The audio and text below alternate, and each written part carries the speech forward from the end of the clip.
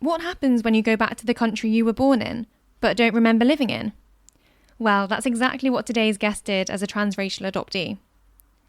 Hello and welcome to Not Made in China, the podcast sharing unfiltered conversations about adoption and the beautiful madness that comes with it. I'm your host, Shaosheen, and today I'm joined by Ming, a Chinese adoptee who was raised in Kent in the UK, who recently made a deeply personal trip back to China, including visiting her orphanage for the first time. We talk about what it was like growing up adopted in England, including experiences of bullying at school, trying to make sense of identity, and finding belonging with other adoptees. Ming also opens up about why she chose to go back to China, what the experience was actually like once she arrived, and how it impacted the way she sees her own story and sense of belonging. As always, we have a lot to chat about, so let's jump into it, and I hope you enjoy eavesdropping on our conversation. Ming, thank you so much for joining me, and a warm welcome to Not Made in China. Thank you. Thank you for having me. I'm looking forward to getting into some of the discussion topics today.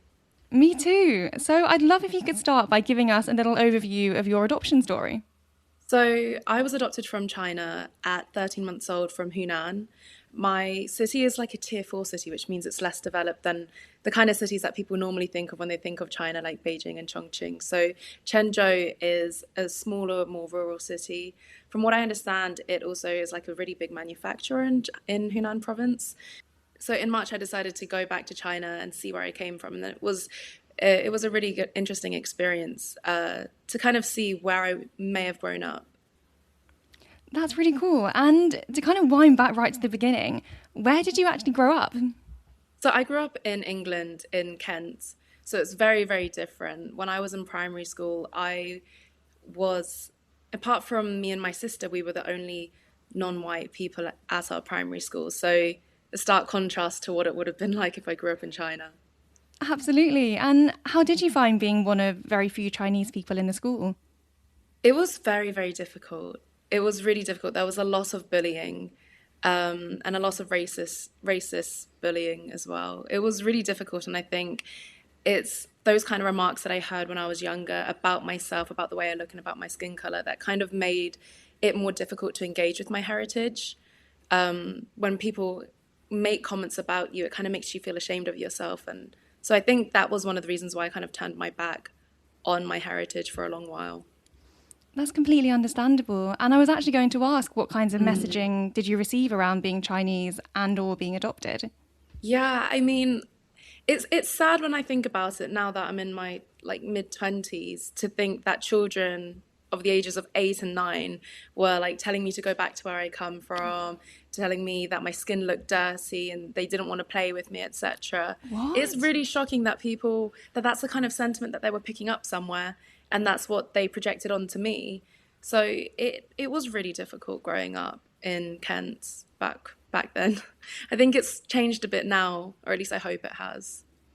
Good, I really hope so too, but I'm so sorry you went through that, and it's just horrific that children would say those kinds of things to another child, and as you said, it must come from somewhere. I don't think they truly understood what it even meant.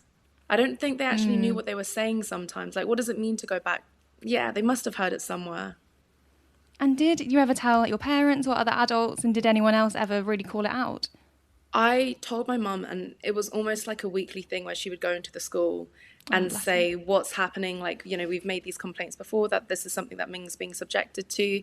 And I think it's really difficult as teachers to kind of monitor that behavior, because they can only be responsible for so much. If something's said in front of them, then of course they can intervene. But if it's being said in the school playground, it can be really hard to kind of control that kind of, it is hate speech, even if the children saying it. And was there ever a turning point when people, stopped kind of making those kinds of comments? And did you start to feel more confident in your Chineseness at any point? It was actually quite interesting. So I actually ended up getting a scholarship, and I went to an international school, a private international school. And so I met other Chinese people from China who were born and raised in China. And it was also a really difficult experience then, because although they recognized that I was Chinese and I wasn't hearing any of this racist rhetoric anymore, there was also still a disconnect where they didn't understand why I didn't know certain things about Chinese culture or Chinese food or Chinese tradition. So it was a turning point, but it was still something that made me really uncomfortable in my identity. And I think it's difficult because you also pair that with just the normal teenage experience with the layer of being a transracial adoptee. It can get really, really difficult navigating your teen years. How did you navigate it in the end? Did you have lots of support from friends and family, or was it something you just kind of had to go into and just figure out? Well, I'm really thankful and lucky to have been a part of the British Chinese adoptee community. So I went to Catch Reunion. Back then it wasn't Catch All, it was Catch Reunion because it was specifically for children adopted from China. I also went to Chinese summer school, which again was a summer school for children adopted from China. And so probably twice a year, I had a space where I could be with other Chinese adoptee children. And then in April, normally I would also have my own adoption group. So the girls that I was adopted with would meet Oh, up every year. wow. So it was really nice to have them. And those were the moments that I kind of looked forward to because I didn't have to explain myself. I didn't have to explain why I have an English last name. It's not because I'm half Yeah. Chinese, it's because I'm adopted. And so it was moments, it was like respite. And it was just really nice to just relax and not have to explain myself or feel like I need to explain myself at least. Absolutely. It's nice just being around people who just get it. Yeah, exactly. So, diving into your recent trip, I'd love to know what made you want to go back to China in the first place. I think it was a long time coming. I got my graduate offer, but the way it works in my industry is that they recruit 2 years in advance. So after I completed law school, there was something that I wanted to do and I just wanted to go traveling. And I thought to myself, well, why is it that I want to go traveling? What is it that I'm chasing? And I came to the realization through therapy that I wanted to learn more about myself and where I came from and the culture that I could have grown up in. So that was the reason why I really wanted to go to China. And I'm really thankful that my partner got some time off work and joined me. And my mum also joined me Oh, for a bit of it as well. oh, that's so wonderful. Yeah. And I mean, you kind of answered this already, but was there a specific moment or shift that led you to going, yes, I'm going to go back to China? It was it was it was really scary to kind of make that realization because I think what was holding me back was the fear of rejection, that I wouldn't fit in, that even though I want to fit in, if I go, what if everything goes terribly and I feel even more like an outsider and how that would make me feel. But I think you don't know these things unless you try. And so I just had to kind of shelf all these thoughts. I had to kind of make sure I was going with no expectations whatsoever. And people would be asking me, how are you feeling about going? And I would say to them, I'm trying not to think about it, if I'm being honest, because I don't want to build myself up and be disappointed. So, yeah. Deep down, did you have any expectations at all, or had you really managed just to block all of that out?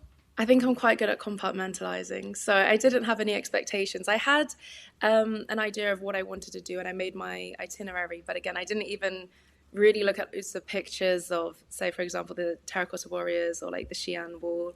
I just wanted to try and kind of go and just see it for myself and be in the moment then. Of course. And it sounds like a really sensible thing to do because I guess then you can't be let down and everything's just a bonus. Yeah, exactly. So when you got there, what was it like when you arrived? Where did you fly to initially? So we went from London to Beijing, and it was actually really funny because we missed our connecting flight to Chengdu. No. Yeah, it was only 1.5 hours, and I didn't realize how big Beijing Airport was. So we were literally running through the airport with all of our Nothing bags, worse. and we literally saw the shuttle bus pull away, and we had missed our flight. But we got a later flight, and everything was okay. So then we arrived in Chengdu. And I think the way I balanced my trip was quite nice. I planned all the tourist attractions, then my orphanage visit, and then more tourist attractions to just kind of sandwich it. And so that the holiday could still be nice, that I'm not leaving China if it were to be upsetting on a bad night. Of course. And what was the orphanage visit like for you? It was really difficult. I think that I actually dissociated through most of the visit. There were times where it was like, I don't really remember what it was like visiting the orphanage. I just kind of zoned out because it's really hard to imagine yourself living in that kind of environment at the time. And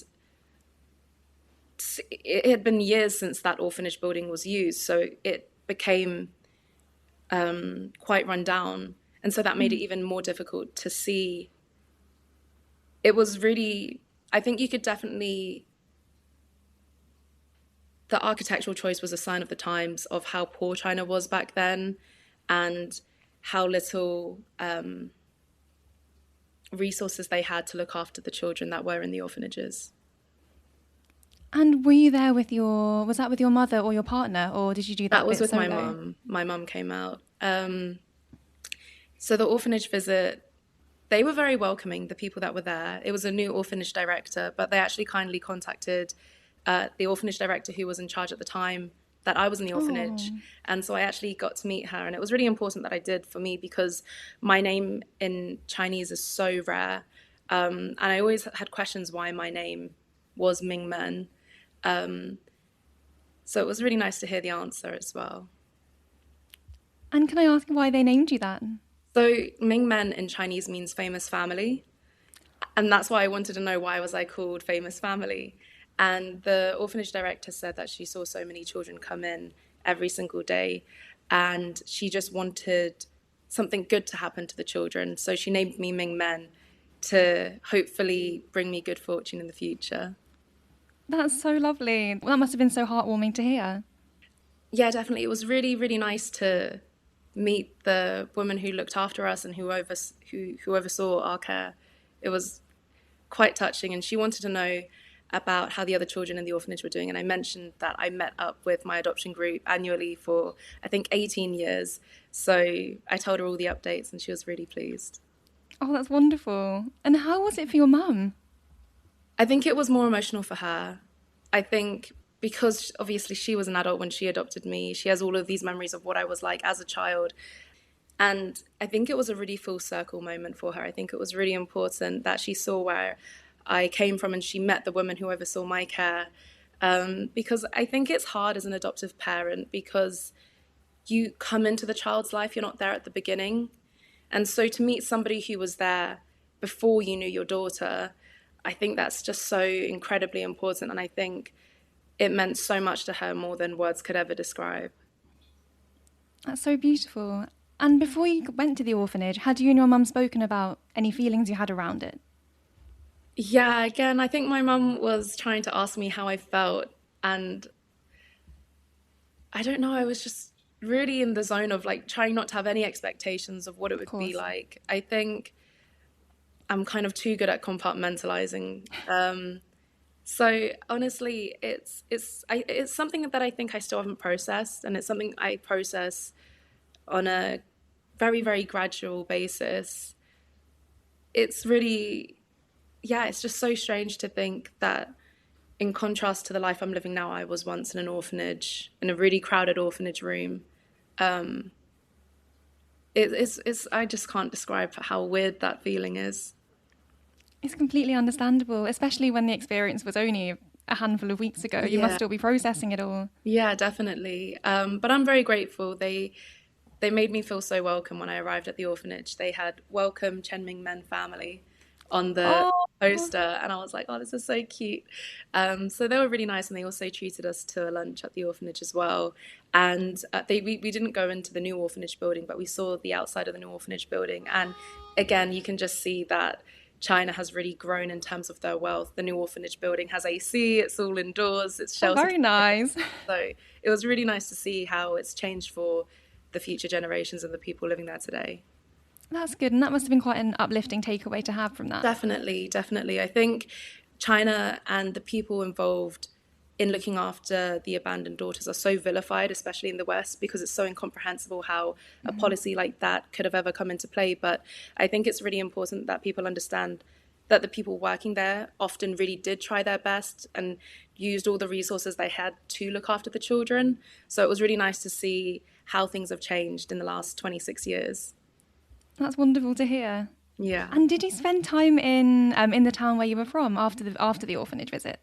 Yeah, yeah. So I actually contacted the guy who arranged my adoption in the first place back in Oh 2001. my So goodness. he came from, I think he lives near Shanghai. He took the bullet train all the way from Shanghai into Hunan.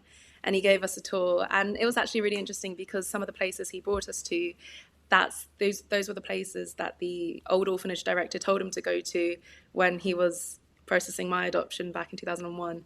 So it was a really full circle Wow. moment for everyone, I think. And he also brought me to the police station to register my DNA in the Chinese reunion database. So he's just been really instrumental in this whole journey. It sounds so incredible. It must have been such a full circle moment, especially for your mum, I can imagine, going back to some of those same places. Yeah, yeah. I think while I was still processing everything, she had much more of an awareness, and I think she found it a lot more emotional at the time. I was just so happy that she could be there with me as well. It's wonderful that you could do that and have that together. Yeah, yeah. Because I think, even no matter how old you are, I think there's just moments where all you want is to just like talk to your mum about things. So it was just really nice to 100%. have her like next door in the hotel room, and I could just go in and be like, "Can I talk?" And it was just really nice. Oh, And she brought chocolates from home as well, which was really nice. your mum sounds amazing.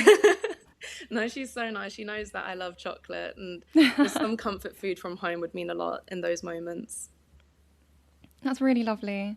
And was there anything that surprised you about the orphanage visit or the visit to your hometown? Um,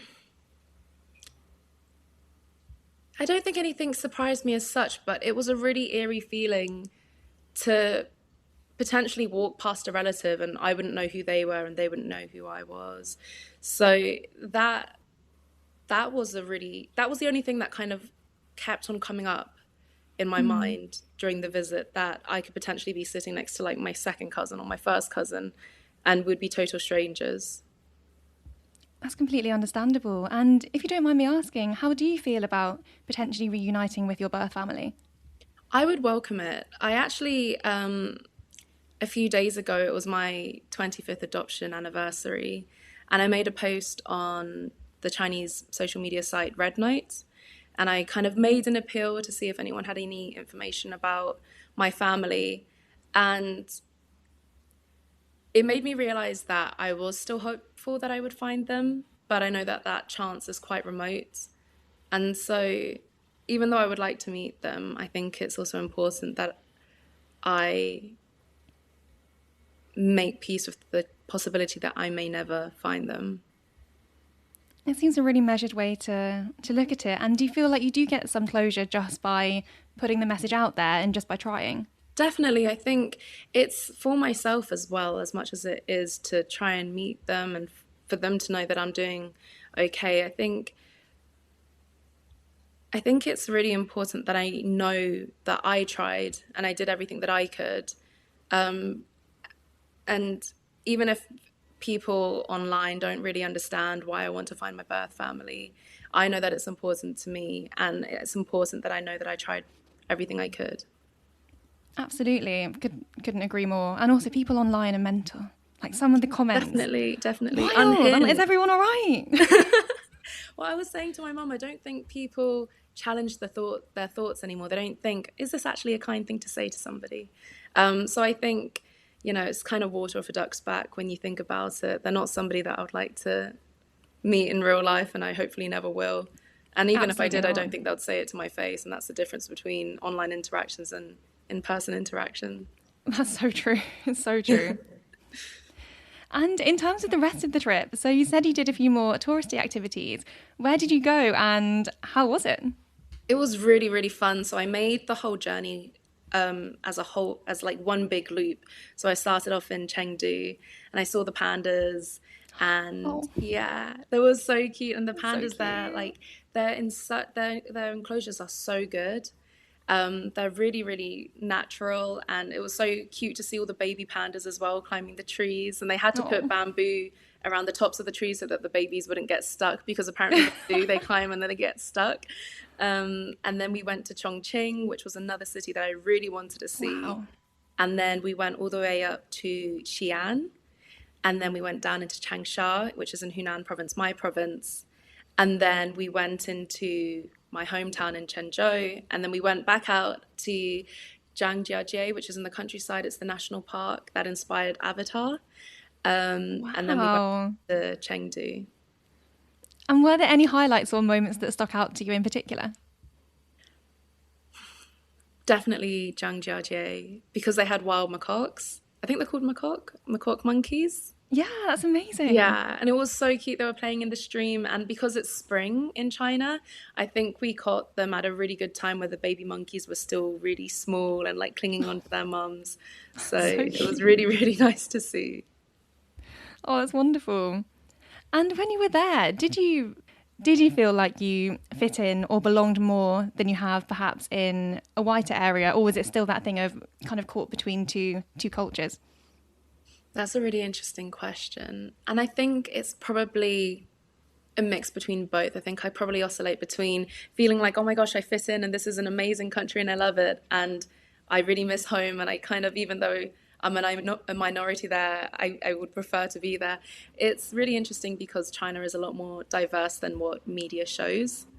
So I never felt like I looked Chinese enough, or I wasn't like the perfect like Chinese beauty standard person. But then you go to China and actually it's so diverse. There's people who look like me, who don't look like me, who are darker than me or paler than me, and everyone just kind of fits in because everyone's Chinese. And so that was a really nice feeling. But then there were moments when people would speak Chinese to me, and then that would kind of make me feel not like I didn't fit in anymore, but it kind of did remind me that I am a Chinese adoptee and I will never understand what it is like to grow up in China and be a Chinese person in the sense that they are. And it's just, even at immigration, for example, when they looked at my passport, they asked me if I had a Chinese name and I said no. And they said, but you were born in China. And I was like, yes. And they said, but you have an Irish passport. And I was like, yes. And it was just like, oh my gosh, are they going to let me into the country? Like, I don't know what's going to happen. So it's like a really mixed experience, but I really loved it overall. Yeah. I'm so glad. And it must have been really nice going and just seeing how diverse it is. As you said, it is very much portrayed as not necessarily the most diverse place, but just to go and see that everyone's different and everyone's just a person living their life. That must have been quite refreshing. Definitely. And I think as well, when you're trying to engage with your culture from the West, maybe you start off with listening to Chinese music or watching C-dramas, and there's a very clear beauty standard. They're all very tall, slender, very pale, very like angular features, but also very youthful looking. And then you go to China, and in reality, there's short people, there's really tall people.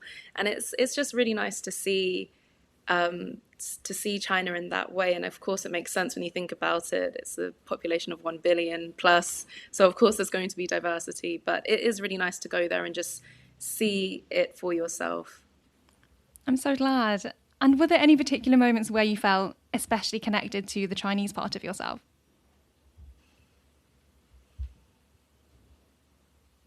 I think, I don't know. I'm not sure. There were points where I really enjoyed myself, but I don't know if it made me feel more connected to my Chinese self. It just made me feel really happy, and I just felt really content throughout my holiday in China. And I think in a way it's kind of consolidated that I would never want to move back to China, that I am really happy with my life here in England, but it has also made me realize that I still want to learn more about the culture and go to China a lot more at the same time. That's a great place to be at. Yeah. I know we touched on this already, really, but did the reality of going to China differ from what you'd perhaps imagined? But I also know you tried to compartmentalise it, so you might have not thought too much about it. I don't know. One thing that did surprise me about China was, I don't think it kind of answers the question, though, but one thing that did surprise me about China was how many people were proficient in English. And that was really surprising because we'd always ask them, like, these would be our tour guides and would say, like, did you study in the UK, or like, have you ever visited like the UK or the US? And they hadn't. They grew up in China and stayed in China their whole life, and somehow they're really fluent in English. Oh, wow. That was like really surprising. And it was really inspiring, actually. It makes me hope that maybe I can speak another language to that level of proficiency one day. Absolutely. I'm sure you could. And I remember you mentioned a few people tried to speak to you in Mandarin. Did you have to explain to them that You didn't? And then did you ever have to tell people that it's because you were adopted? No, I think that there are so many East Asian tourists in China that even if they think that you're Chinese, they might think, oh, well, she's from Vietnam or she's Korean, that's why she doesn't speak Mandarin. So I think that I didn't get any questions about asking me why I didn't speak Mandarin, and I never felt like I had to explain that.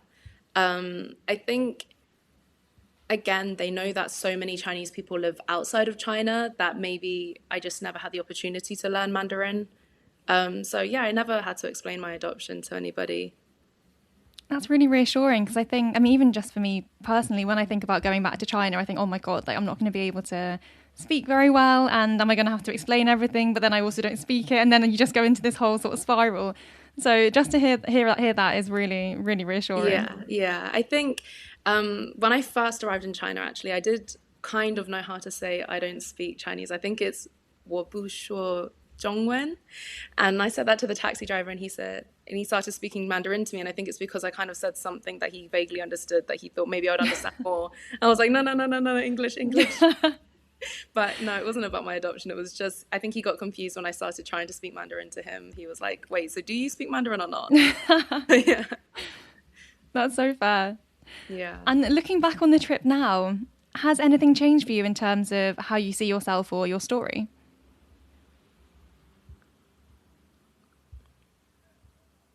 It was reassuring to know that a lot of Chinese people know that there's a lot of Chinese adoptees living in the West. It was reassuring to know that. And so I guess it makes me feel less isolated. When I met my old adoption director, sorry, when I met the old director of the orphanage, she had met loads of other adoptees that used to live in the orphanage she was appointed to look after. So it was really interesting to see that side of things as well, because obviously in the West, we're very focused on the adoptees' experience, which is important, but in China, there is a very clear understanding that of what happened and that there are loads of Chinese people living outside of China because they were adopted. Is there anything you'd say to other Chinese adoptees who are perhaps contemplating whether to go back and visit or not? I think you need to be in the headspace of understanding that it may not give you the closure that you want. And I think that's why I really wanted to go to China with no expectations. I didn't want to build myself up to believing that, oh, I'm going to step off the plane and I'm going to feel like I'm at home and it's all going to feel familiar. Because the reality is, especially when I was visiting my hometown, there were parts of me that thought, well, this should feel familiar. This is where I was born, but it doesn't feel familiar. And that feeling is really strange. And I think that it's a kind of feeling that only other international adoptees would understand, the feeling of going back to your hometown and not feeling like you belong, even though it kind of does feel familiar, but not really. And so it's really important to just have the expectations that it may not fulfill you in the way that you think it might. Because I think I couldn't imagine what that would feel like. I think it would feel worse. Do you think it's important to find your own closure? So if you do make that trip, you can just go in with no expectations? I don't know. It's very difficult to articulate. I just would think it would be really devastating to have all of these expectations about going to your hometown and for none of it to materialize. So in that sense, I do think it's important to have your own closure before you go. But at the same time, I did find some type of closure by going to China. So it's a really difficult space to navigate. And I think that's why it's really important to have a support network. And I think definitely communicate it to your friends or maybe like a therapist that you're going to make this really big journey, because even though you might think that it won't affect you that much, I think there will be aspects of that kind of visit that will really make you introspect and make you have kind of uncomfortable thoughts about why you were adopted and what happened before your adoption. You're right, having a support network is so crucial because, especially with adoption, feelings pop up in all kinds of random times when you least expect it. So yeah, definitely. Yeah, having those people around you who understand and know you and know what you're going through is super important. And also, is there anything that you'd wish you'd known before going? I mean, anything that I've made a little series on TikTok about things I wish I knew about China before I went, but those were more about the logistics of traveling through China as a foreigner. But it's not really to do with my adoption. I think the people that I met were really understanding to the fact that I was Chinese but couldn't speak Mandarin. I don't think anybody was overly, nosy about the circumstances of why I didn't speak Mandarin. But there were just like little things. There's definitely aspects of it being a culture shock that I would have kind of wanted to know about beforehand. But you kind of figure it out as you go along. Of course. And can I ask what some of those moments were in terms of having a bit of a culture shock? I was walking through one of the parks in Chengdu, and there's, first of all, spitting is really common. So you'll just hear people hoik up phlegm and spit it out. People also sometimes burp when they're eating. And when I was walking in a park, I was walking behind this older gentleman, and he just let rip on the loudest fart I've ever heard in my life. And it's stuff like that where it's like, oh, that kind of stuff is normal, which I guess it should be. It's like normal bodily functions. Yeah. But it was just like, oh, I wasn't expecting that.